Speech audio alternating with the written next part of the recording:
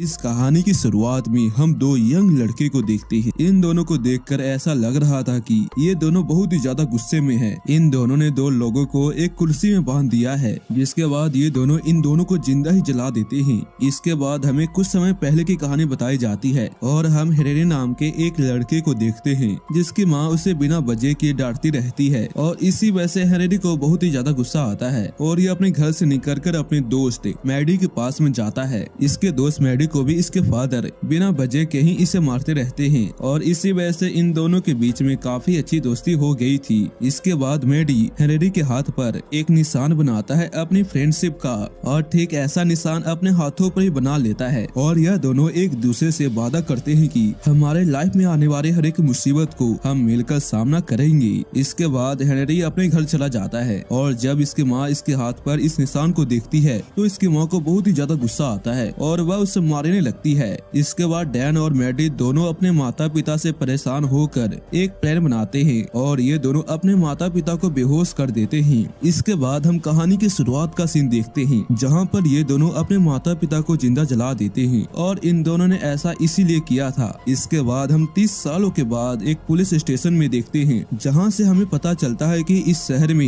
एक psycho killer घूम रहा है जो आए दिन किसी का खून कर देता है। हालांकि पुलिस को उसके खिलाफ कोई भी सबूत नहीं मिलता। इसके बाद हम एक स्कूल का सीन देखते हैं, जहाँ पर बहुत ही सारे स्टूडेंट थे। तभी हमें पता चलता है कि इस स्कूल में आज रात एक फेयरवेल पार्टी होने वाली है। अब हम इसी स्कूल के एक टीचर को देखते हैं जो अपनी क्लास खत्म करके घर जा रहा था। तभी इसके पास कोई अनजान आदमी आता है और अपने बैट से इसे पीछे से बांधकर इसके ऊपर बार बार अपने हथियार से हमला करता है, जिसकी वजह से इस आदमी की यहीं पर मौत हो जाती है। इसके बाद हम स्कूल की एक लड़की एमा को देखते हैं। तभी रास्ते में इसके पास एक लड़का आता है जिसका नाम बैन था और ये दोनों काफी अच्छे दोस्त थे। ये दोनों एक दूसरे को काफी ज्यादा लाइक करते हैं, लेकिन अभी तक इन दोनों ने एक दूसरे को बताया नहीं। रात होने पर एमा के फादर उसे स्कूल के पार्टी में ले जाने के लिए तैयार होते हैं। इसके बाद हम 3 दोस्तों को देखते हैं जो स्कूल के पार्टी में जाने वाले हैं और ये तीनों अपने स्कूल के सबसे बदमाश बच्चे हैं। इसलिए यह लोग सोचते हैं कि क्यों न हम बच्चे को डराए। इसलिए यह तीनों एक अजीब सा मास्क पहन लेते हैं। उस जगह पर पहुंचकर इसके 2 दोस्त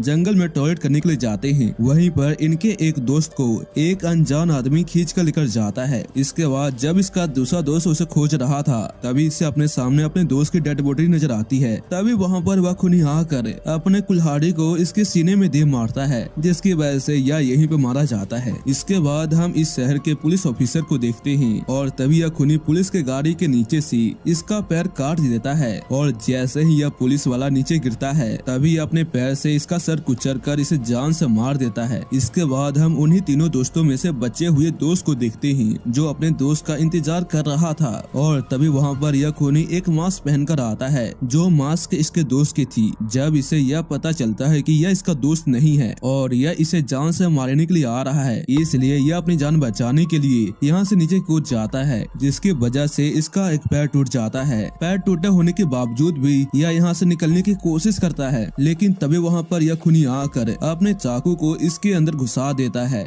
इसकी वजह से इस लड़के की यहीं पर मौत हो जाती है। इसके बाद हम बैन और एमा को देखते हैं जो आराम से एक साथ डांस कर रहे थे। अब हम इस खूनी को देखते हैं जो इस स्कूल के अंदर में आ चुका है। तभी हम एक लड़के को देखते हैं जो बाथरूम में नहा रहा था। तभी वहाँ पर यह खूनी इसके पीछे से आकर अपने एक चाकू को इसके पीठ में दे मारता है और इसी वजह से इस लड़के की यहीं पर मौत हो जाती है। अब हम यहाँ पे समझ जाते हैं कि यह खूनी इस स्कूल में जितने भी बच्चे होते हैं इन सभी को यह जान से मारेगा। इसके बाद हम बेन को देखते हैं जो अपनी एक दोस्त को खोजने के लिए बाहर आता है। तभी बेन को अपने सामने अपने दोस्त की डेड बॉडी नजर आती है, जिससे देखकर यह हैरान हो जाता है और अब इसके सामने वही खूनी आ जाता है, जिससे देखकर बेन अपनी जान बचाने के लिए यहाँ से बहुत ही तेजी से भागता है। लेकिन बेन को रास्ते में एमा मिल जाती है। बेन एमा को अपनी सारी बातें बताता है, लेकिन एमा इसकी बातों पर यकीन नहीं करती और यह सोचती है कि बेन इसके साथ में मजाक कर रहा है, लेकिन तभी बेन के पीछे खूनी आकर एमा के सामने इसके गले को काट देता है और यह देखकर एमा बहुत ही ज्यादा डर जाती है और अपनी जान बचाने के लिए तेजी से स्कूल के अंदर में भागती है। यह खूनी भी इसका पीछा करते हुए स्कूल के अंदर में आ जाता है। इसके बाद हम एमा को देखते हैं जो अपनी प्रोटेक्शन के लिए एक कैंची को उठा लेती है। तभी वहाँ पर अचानक से यह खूनी आकर अपने चाकू को सीधे एमा में घुसा देता है और एमा इससे बचने के लिए अपने कैंची को इस खूनी के अंदर में दे मारती है, लेकिन यहाँ पर एमा बहुत ही ज्यादा जख्मी हो गई थी। इसके बाद यह खूनी एमा के हाथ पर ठीक वैसे ही निशान लगाता है जैसे कहानी की शुरुआत में मैडी ने हेनरी के हाथ पर बनाया था, लेकिन तभी एमा इस खूनी को लात मारकर यहाँ से भाग जाती है। लेकिन यह खूनी भी बहुत ही ज्यादा तेज है और किसी तरह से एमा को पकड़ ही लेता है और गार्डन में एक रस्सी की मदद से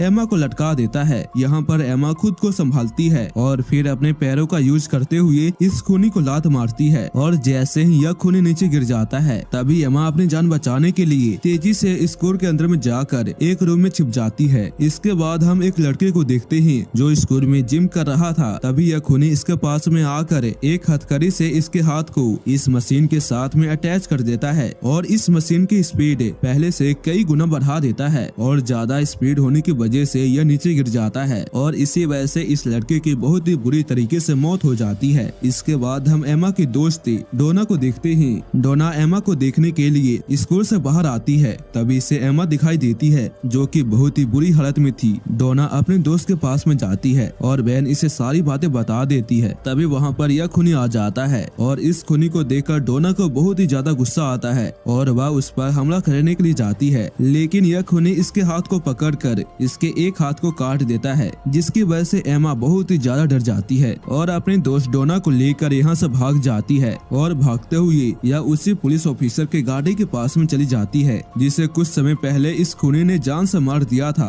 डोना यहाँ पर बहुत ही ज्यादा जख्मी हो गई थी, इसलिए डोना की यहीं पर मौत हो जाती है। अब यहाँ पर एमा को कुछ भी समझ में नहीं आता कि अब यह करे तो करे क्या। इसके बाद एमा स्कूल के अंदर अपने दोस्तों के पास में चली जाती है और सभी को बताती है कि बाहर एक खूनी है जिसने मेरे दोस्त को जान से मार दिया है, लेकिन यह सभी लोग एमा के बातों पर विश्वास नहीं करती। तभी वहाँ पर यह खूनी आकर एक स्टूडेंट को जान से मार देता है। यह देखकर सभी लोग डर जाते हैं और अपनी जान बचाने के लिए स्कूल के अंदर एक रूम में छिप गई थी, लेकिन इनके साथ में एमा नहीं होती। और अब हम एमा को देखते हैं जो इस खूनी का ध्यान भटकाने की कोशिश करती है। जब यह खूनी एमा का पीछा करने की कोशिश करता है तभी एमा बड़ी चालाकी से किसी तरह से इस खूनी पर हमला करती है, जिसके बाद यह खूनी बेहोश हो जाता है। और अब हम इस खूनी के पास्ट को देखते हैं जहाँ पर हमें मैडी और हेनरी को दिखाया जाता है। ये दोनों अपने माता पिता को जान से मार देने के बाद ये दोनों आपस में झगड़ने लगते हैं, क्योंकि मैडी कहता है कि हमें इस शहर को छोड़कर चले जाना चाहिए, लेकिन यहाँ पर हेनरी इसकी बातों को नहीं मानता